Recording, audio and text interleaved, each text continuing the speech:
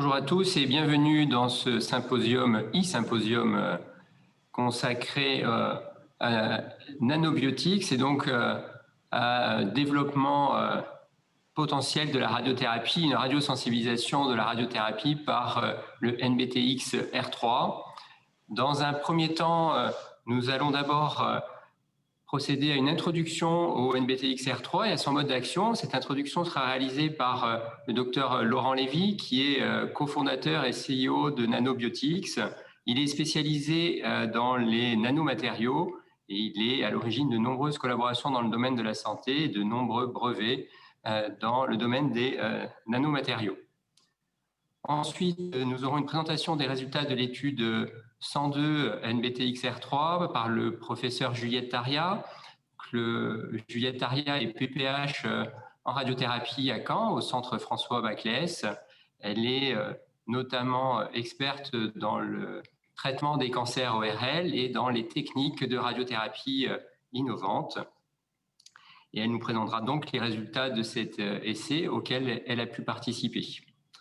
Et donc tout de suite, je donne la parole au docteur Laurent Lévy pour sa présentation. Merci beaucoup. Écoutez, merci d'être là si nombreux, en tout cas de façon virtuelle. On va vous parler aujourd'hui d'un produit qui s'appelle NBTXR3, qui a été créé par notre société Nanobiotics, avec l'idée au tout départ de pouvoir changer la donne pour des millions et des millions de patients. Et pourquoi est-ce qu'on pense qu'avec un seul produit, on pourrait avoir un impact aussi grand en termes de nombre de patients? C'est parce qu'on utilise de la physique, comme la radiothérapie. La physique est applicable à plein de patients à travers différents types de tumeurs. Et on pense que d'amener la physique au cœur de la cellule, à travers des nanoparticules, va nous permettre d'impacter la vie de millions de personnes. Comme vous le savez, la radiothérapie est utilisée très largement à travers l'oncologie et en fonction des références, on voit qu'à peu près 50% ou plus des patients qui ont un cancer vont recevoir de la radiothérapie pendant leur traitement. Et on s'aperçoit qu'il y a quand même un certain nombre de cas où la radiothérapie a des besoins non satisfaits en termes d'efficacité ou en termes de toxicité. Et quand on regarde les raisons, il y a plusieurs raisons possibles à cela. On a des tumeurs que l'on n'arrive pas à tuer complètement parce qu'on n'arrive pas à délivrer la dose suffisante pour pouvoir détruire cette tumeur. Et là, on a des patients qui vont avoir des problèmes avec une invasion locale de cette tumeur ou des tumeurs qui vont pouvoir métastaser puisqu'on n'a pas réussi à la détruire. Il y a aussi tout un tas de cas de figure où les patients ont reçu une dose curative de radiation, mais avec des effets secondaires importants. Donc quand on regarde tout le scope et tout le panel d'utilisation utile de la radiothérapie, on a des patients pour qui on aimerait bien avoir une radiothérapie plus efficace des fois, ou une radiothérapie moins toxique, voire les deux dans certains cas. Et c'est vraiment toute cette réflexion qui nous a amené à créer ce produit que l'on appelle NBTXR3. Et la question qu'on s'est posée quand on l'a développé, c'est comment est-ce qu'on peut augmenter la dose dans la tumeur sans l'augmenter dans les tissus sains, pour évidemment augmenter l'aspect efficace de cette radiothérapie. C'est ce qui nous a amené à créer un produit qui est un injectable que l'on injecte une seule fois dans la tumeur avant la première séance de radiothérapie. Et ce produit-là, on l'a designé avec des nanoparticules. Pourquoi nano? Parce qu'on a besoin d'un produit ou d'objets qui sont tout petits, inférieurs à la cellule, pour pouvoir rentrer à l'intérieur et pour pouvoir se disperser à l'intérieur de cette cellule. Mais au-delà d'être nano, on demande à ces objets de pouvoir absorber l'énergie de la radiothérapie, l'énergie des radiations, pour pouvoir la délivrer plus efficacement à l'intérieur de la cellule. Et c'est pour ça que l'on a designé ces matériaux avec un atome très particulier qui est l'hafnium. Et donc le matériau que l'on utilise, c'est l'oxyde d'hafnium, puisque c'est quelque chose de très dense qui va absorber l'énergie des radiations et pouvoir les délivrer localement. Comment ça marche? La radiation, vous connaissez bien, on traverse une cellule avec des rayons X par exemple, et on va faire un nombre de dommages aléatoires dans cette cellule. Et lorsque l'on va augmenter la dose de radiothérapie, on va augmenter le nombre de dommages aléatoires dans cette cellule. Maintenant, quand vous avez des nanoparticules dans la cellule, ce que vous voyez sur la droite, chaque petit point noir que vous voyez ici sont des centaines de nanoparticules qui ont pénétré à l'intérieur de cette cellule cancéreuse. Et bien dans ce cas-là, en délivrant une dose classique de radiothérapie, ces particules vont absorber l'énergie et le délivrer autour d'elles-mêmes. Donc là, on a quelque chose de spécial qui va bien plus loin que d'augmenter la dose de radiothérapie à l'intérieur de la cellule, puisqu'on arrive à créer des hotspots d'énergie à l'intérieur de cette cellule même. Et la façon dont on délivre cette énergie amène à des doses à l'intérieur de la cellule autour des nanoparticules que l'on ne pourrait pas délivrer avec la radiothérapie seule. Donc techniquement, ce qui se passe quand la particule absorbe l'énergie, comme l'eau pourrait générer des électrons qui vont créer des dommages secondaires ou des radicaux libres qui vont créer d'autres types de dommages dans la cellule, eh bien, ces particules ont un pouvoir d'absorption beaucoup plus important que l'eau, absorber plus d'énergie, délivrer plus d'électrons, créer plus de dégâts. Et c'est comme ça que localement, on arrive à augmenter cette efficacité. Donc là, on parle d'un principe qui est complètement physique, on absorbe de l'énergie, on délivre des électrons, etc. Mais qu'est-ce qui se passe derrière ? Eh bien, on a tout d'abord une destruction de certains éléments essentiels à la survie de la cellule qui conduisent la cellule à mourir avec une mort directe. Mais ce que l'on a vu aussi ces derniers temps, c'est qu'au-delà de la mort directe, on arrivait à créer une mort immunogène qui allait mobiliser le système immunitaire ou déclencher une réponse immunitaire qui va revenir attaquer la tumeur primaire, mais aussi potentiellement attaquer des tumeurs à distance. Donc on a une sorte de mode d'action double, comme celui de la radiothérapie finalement, qui est une destruction cellulaire locale et un déclenchement d'une réponse immunitaire à plus ou moins long terme. Donc on a déjà démontré l'efficacité de ce traitement chez les patients, puisque l'on a établi la preuve du concept clinique à travers une phase 2-3 dans le sarcome de tissu mou, qui a été publié dans le Lancet Oncology l'année dernière, où là, il s'agit d'une population de patients assez particulière dans le sarcome, puisqu'on parle de patients localement avancés, avec des tumeurs dans les membres ou dans le trunk wall. Donc là, on parle de tumeurs qui sont bien avancées, pour lesquelles on ne peut pas faire de chirurgie, ou en tout cas qu'on aimerait, avant de faire une chirurgie, pouvoir irradier ou détruire suffisamment pour pouvoir avoir une chirurgie correcte qui garantirait les meilleures chances de survie pour le patient. Donc on a quelques choix dans la médecine, comme vous le savez, et la radiothérapie en fait partie dans cette indication. Et c'est pour ça qu'on s'est positionné dans ces tumeurs que l'on ne pouvait pas opérer directement, avec un traitement néoadjuvant, avec ces nanoparticules. Donc en discutant avec nos investigateurs et les agences réglementaires, on s'est accordé à se dire que pour pouvoir avoir une efficacité ou pour pouvoir démontrer une efficacité dans ce traitement, il fallait faire un essai randomisé, ce que l'on a fait, où l'on compare d'un côté la radiothérapie seule, suivie de la chirurgie lorsqu'elle est possible, par rapport à la radiothérapie et chirurgie avec les nanoparticules au moment de cette radiothérapie. Le endpoint principal que l'on a pris dans cet essai, c'était le pourcentage de patients qui ont une réponse pathologique complète. Pourquoi ? Parce qu'on sait que dans le sarcome, c'est un bon surrogate de l'efficacité de la radiothérapie et surtout, on aimerait avoir chez l'ensemble de ces patients une réponse complète puisque ça peut garantir des meilleures chances de survie à la suite de la radiothérapie. Et si on arrive à détruire suffisamment cette tumeur aussi avant la chirurgie, on peut faciliter dans un certain nombre de cas la chirurgie. Donc on avait comme endpoint principal le pourcentage de réponse pathologique complète. Après, en endpoint secondaire, évidemment, on avait la sécurité, mais aussi le nombre de chirurgies R0, puis tout un tas d'autres endpoints complémentaires. Donc cet essai a rencontré tous ces endpoints, et notamment le principal, où on a pu doubler, en prenant toute la population de l'étude, on a doublé entre le bras contrôle et le bras test le pourcentage de patients qui obtenaient une réponse complète pathologique. Et lorsqu'on regarde un peu plus en détail dans ces résultats, on voit aussi que les patients qui sont les plus avancés, avec des grades 2 et 3, on multiplie là par 4 la réponse complète chez ces patients. Et ce qui est intéressant, non seulement, c'est qu'on augmente le nombre de réponses complètes, mais quand on fait différents cut-offs de réponses pathologiques, on s'aperçoit qu'on augmente presque l'efficacité pour l'ensemble des patients, puisque à chaque fois qu'on regarde à 90% de destruction cellulaire ou à 80% de destruction cellulaire, on arrive toujours à dépasser ce que fait la radiothérapie seule. Ce qui montre bien qu'on a apporté à l'ensemble des patients une efficacité et un bénéfice d'une réponse pathologique complète à un certain nombre de ces patients. Donc à la suite de ces résultats qui ont été importants dans tout le développement du produit, puisqu'ils ont vraiment établi son efficacité, ou en tout cas sa potentielle efficacité chez l'homme, on a étendu et on étend le développement à tout un tas d'autres cancers. Donc on a tout un programme qui est en développement seul avec nous ou avec aussi d'autres hôpitaux spécifiques comme le MD Anderson avec qui on travaille sur une alliance bien particulière où l'on développe le produit en combinaison avec la radiothérapie sans autres agents. Mais on a aussi tout un programme qui concerne l'utilisation de ce produit en combinaison évidemment avec la radiothérapie mais avec des immunothérapies ou de la chimiothérapie. Et dans la partie immunothérapie, ce qui est important pour nous de voir là, c'est est-ce que lorsqu'on prend des patients qui sont non répondeurs au checkpoint inhibitor, est-ce qu'on arrive à les transformer en répondeurs une fois qu'on injecte une ou plusieurs lésions cancéreuses et que l'on va activer avec des doses non thérapeutiques de radiothérapie. Ce qui est intéressant, c'est qu'on verra les premiers résultats cliniques au SITC dans quelques semaines sur cette indication en combinaison avec des checkpoint inhibitors. Voilà pour le pipeline, voilà où on est aujourd'hui dans le développement.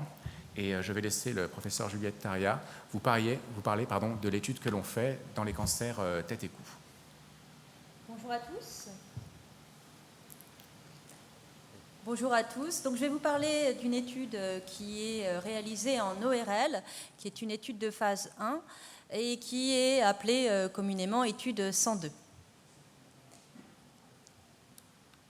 Alors, voilà, si mes conflits d'intérêts. J'ai, pour ma part, eu la possibilité, le plaisir de travailler avec l'équipe Nanobiotics pour l'étude sarcome de phase 3. Et notre équipe a été une des celles qui a vraiment bien recruté au niveau international. Et on a vraiment eu une expérience très positive du maniement de ce produit et des résultats qu'on a obtenus. Alors, je suis aussi engagée dans cette démarche en ORL, dans mon centre actuel. Et vous voyez ici donc, les investigateurs des différents centres au niveau notamment européen et français. Alors, cette étude se destine à traiter des patients qui, comme disait Laurent Lévy, n'ont pas forcément des thérapeutiques qui leur soient adaptées, parce qu'ils sont parfois trop fragiles et ne peuvent pas recevoir des traitements doses intenses, par exemple par chirurgie, parfois suivi de radiochimiothérapie. Et donc on est obligé d'adapter nos traitements et on essaye de faire en sorte de ne pas les sous-traiter pour essayer de rattraper ce pronostic qu'ils pourraient être dégradés du fait de leur fragilité globale. Alors, ce sont en particulier donc, des patients qui ont des tumeurs localement avancées, des patients qui sont relativement âgés, des patients qui ont une contre-indication à la chimiothérapie. Et cette étude concerne en particulier les tumeurs de la cavité buccale et de l'oropharynx qui sont facilement injectables. Comme on vous l'a dit, il s'agit d'une injection intratumorale en dose unique avant la radiothérapie une seule fois.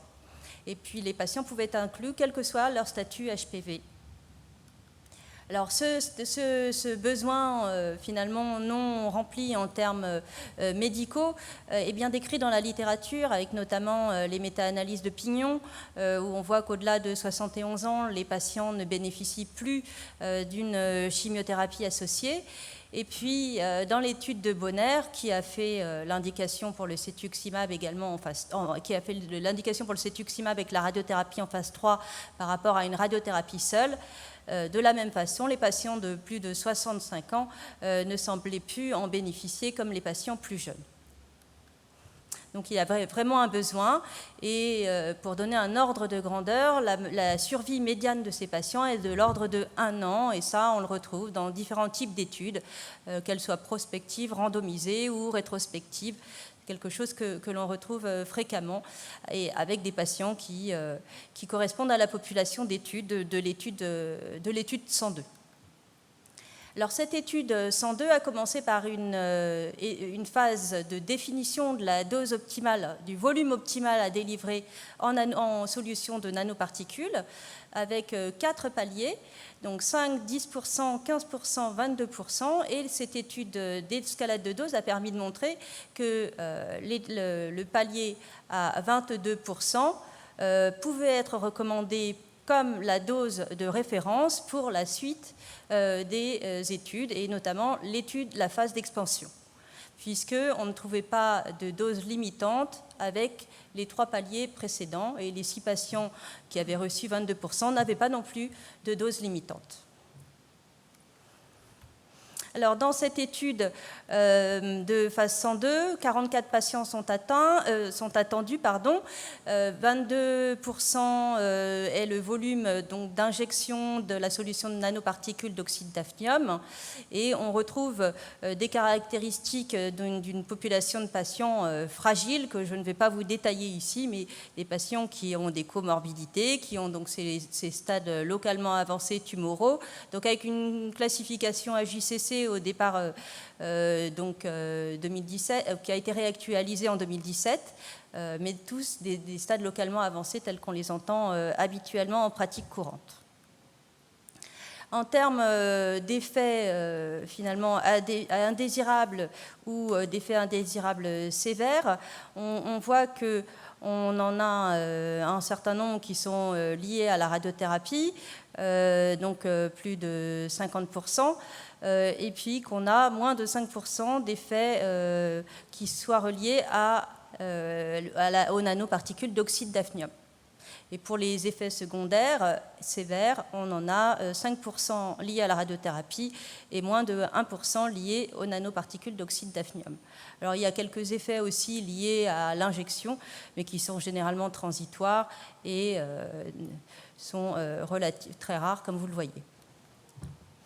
Pour aller plus dans le détail, si on prend donc l'ensemble de la séquence radiothérapie plus nanoparticules, donc une grande majorité des patients, 92,5%, a eu au moins un effet secondaire dans le déroulement de cette séquence thérapeutique, ce qui est assez habituel, hein, avec de l'ordre de 70% de grade 3 et dans cette étude 22% de grade 4, encore une fois chez des patients extrêmement fragiles pour lesquels des décompensations sur le plan digestif, cutané peuvent être peut-être un petit peu plus sévères que des patients plus jeunes et avec moins de comorbidité.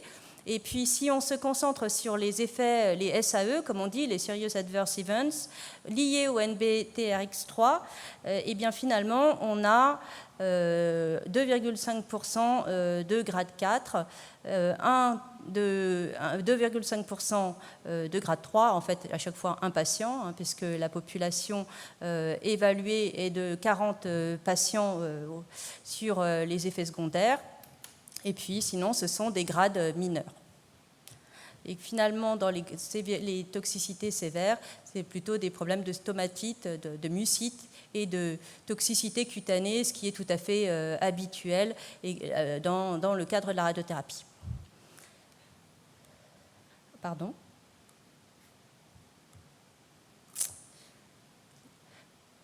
En termes de décès, il y a eu 7 décès. Aucun n'est imputable aux nanoparticules. 3 ont été jugés imputables à la radiothérapie. Bon, ce que personnellement me fait un petit peu douter, parce qu'un sepsis lié spécifiquement à la radiothérapie, ça me semble un petit peu étonnant, mais enfin, en tout cas, réglementairement, c'est comme ça que ça a été enregistré. Et donc, ce sera déclaré comme tel, mais donc pas de décès liés aux nanoparticules. Alors là, on voit les taux de réponse. Le taux de réponse est assez intéressant puisqu'il est de plus de 80% avec plus de 40% de réponse complète. Et au niveau du primitif qui était injecté avec les nanoparticules, 60% de réponse tumorale complète, ce qui paraît très prometteur. Voici maintenant en image ce que cela peut donner. Donc vous voyez en jaune le volume tumoral macroscopique et puis en rose pourpre les nanoparticules à l'intérieur de la tumeur. Et vous voyez l'évolution donc sur les images de gauche juste après l'injection, puis au milieu les volumes 2 mois après l'injection et enfin 7 mois après l'injection. Donc ce que vous voyez là, c'est que finalement on voit une régression tumorale progressive jusqu'à finalement une fonte tumorale complète au 7e mois post-radiothérapie. Pardon.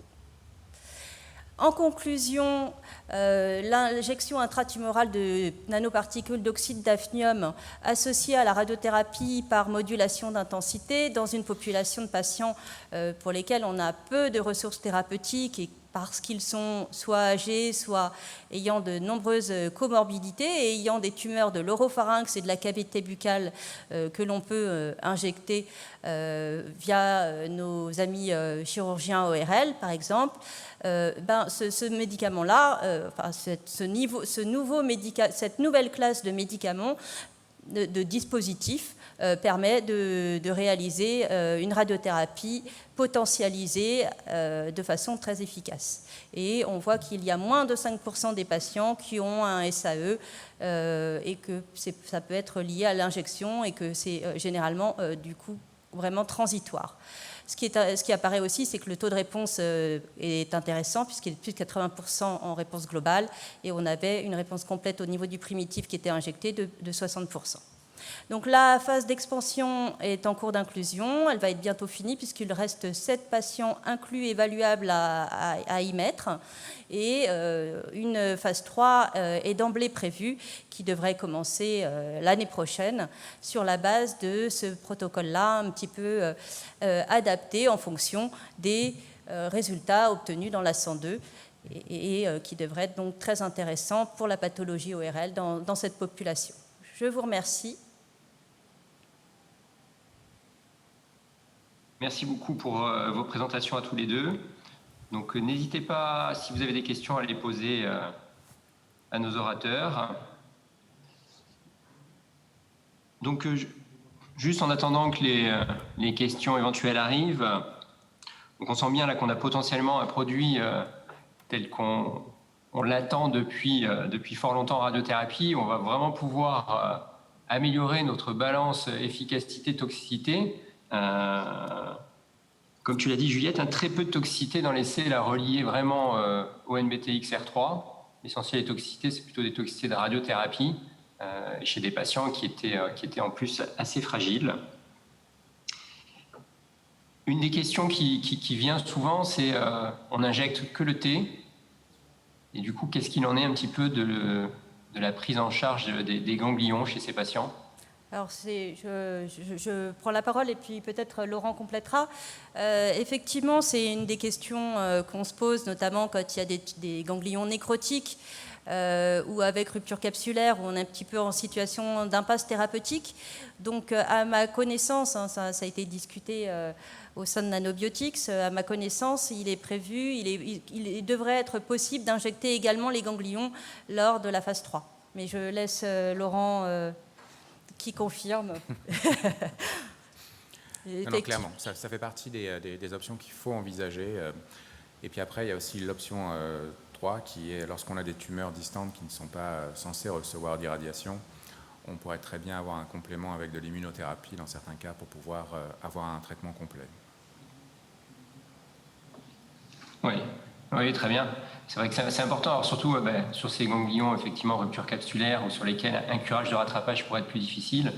Et c'est l'autre point, donc c'est avec l'immunothérapie, donc c'est ce que vous avez montré, il y a vraiment une mort immunogénique qui se met en place aussi avec le NBTXR3, et donc qui pourrait aussi être très intéressante pour, malgré tout, potentialiser un petit peu à distance. Donc, ce que vous nous avez dit, il y a des études en cours que vous devrez présenter des résultats sur des associations immuno-NBTX. Tout à fait.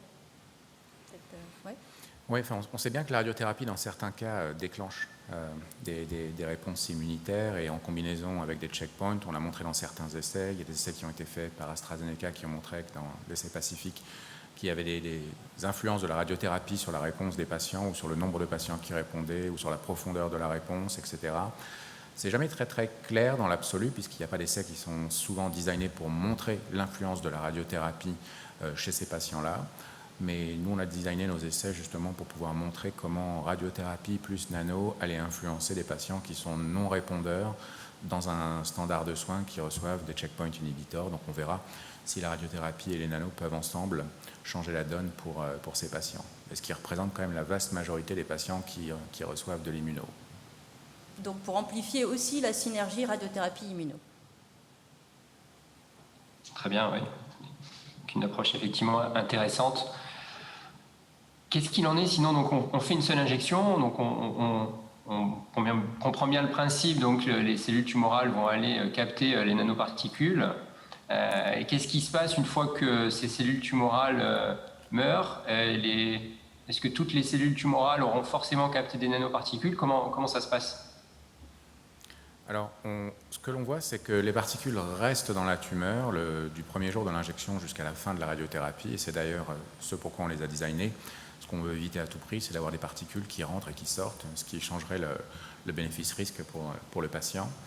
Ce que l'on voit aussi chez des patients qui ont des réponses complètes et des survies très très longues, quand on fait des CT scans après plusieurs années, on voit que les particules sont toujours là où on les a injectées, ce qui montre bien l'aspect inerte et stable de ces particules, et c'est pour ça qu'on les a fabriquées.